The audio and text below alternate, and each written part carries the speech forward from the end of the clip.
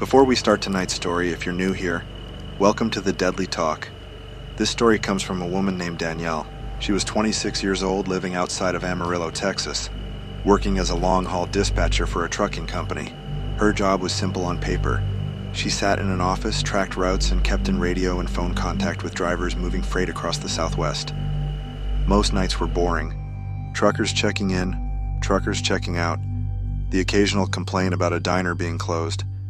Nothing that would ever make you think twice. Until she met a driver who went by the name Gary.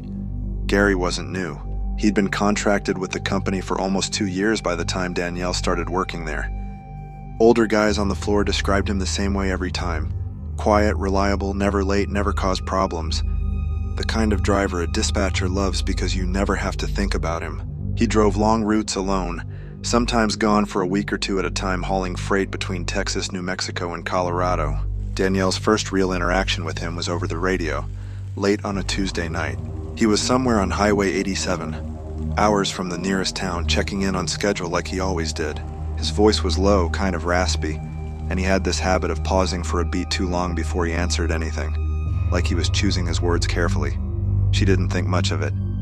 Truckers get weird out there. Isolation does that to people. But then he started asking her questions that had nothing to do with the job. He'd ask what time she got off shift. He'd ask if she drove home alone. One night, completely out of nowhere, he asked her what neighborhood she lived in because, and this is a direct quote she remembers, "Just curious, want to know where my dispatcher's resting her head at night." She laughed it off on the radio.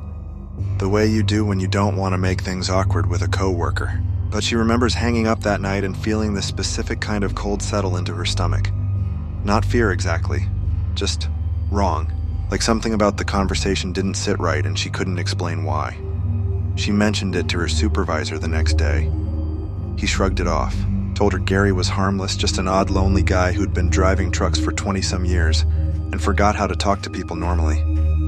Danielle wanted to believe that. She needed to believe that because Gary was assigned to check in with her almost every shift after that. About 3 weeks later, Gary called in from a truck stop outside Raton, New Mexico. It was maybe 11 at night. He told her his rig was having engine trouble and he'd be stationary for a few hours waiting on a mechanic. Standard stuff. She logged it, told him to keep her posted, and figured that was that. Then her cell phone rang, her personal cell phone. A number she didn't recognize. She almost didn't answer, but something made her pick up. It was Gary. She never gave him her personal number. It wasn't in any shared system, wasn't on her badge, wasn't anywhere he should have had access to. When she asked how he got it, he didn't answer the question. He just said, calm as anything. Wanted to talk to you without anyone listening in. She hung up immediately. For the rest of that night, she sat in the dispatch office with the lights on, door locked, trying to convince herself it was nothing. Maybe he pulled it from an old work form. Maybe someone gave it to him by mistake.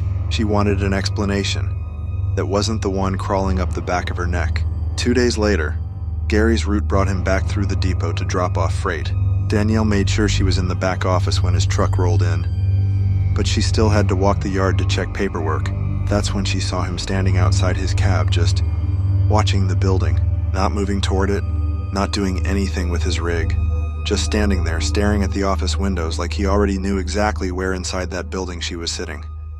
When their eyes met, he smiled. Slow, wide. And then he lifted his hand and gave her this small, deliberate wave, the kind you give someone you know very, very well. She didn't wave back. She went inside and told her supervisor she wasn't comfortable being his point of contact anymore. This time, thankfully, he listened, and another dispatcher was assigned to Gary's route. For about 2 weeks, things went quiet.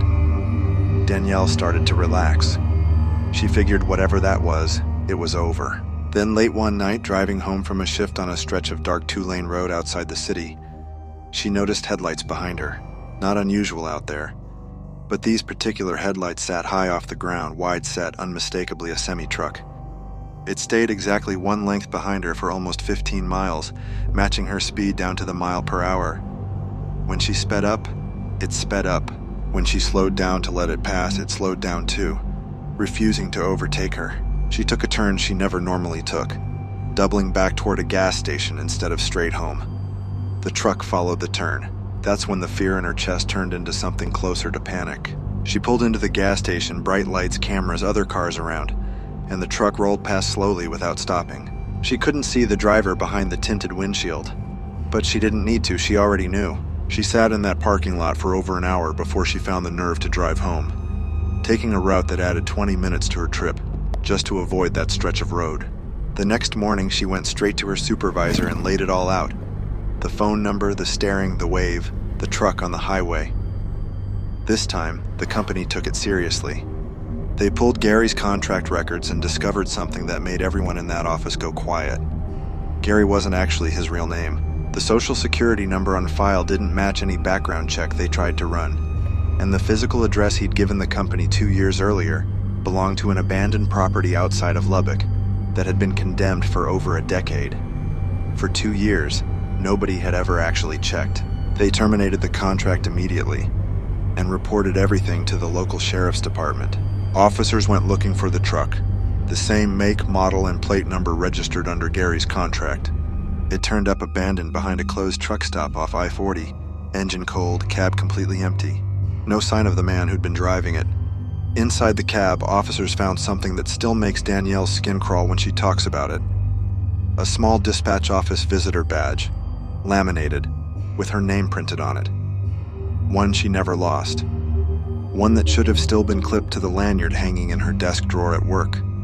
She checked that drawer the second she got the call. The badge was gone. Nobody ever found the man who called himself Gary. Danielle left the trucking industry not long after, and she says to this day, she can't hear an engine idling outside her house at night without checking every lock twice. That's the story tonight. And if that one got under your skin, you're exactly the kind of person this channel was made for. Drop a comment and tell me what you would have done the second those headlights started following you. Like this video, subscribe if you haven't already, and I'll see you in the next one. Stay safe out there, and maybe don't answer calls from numbers you don't recognize.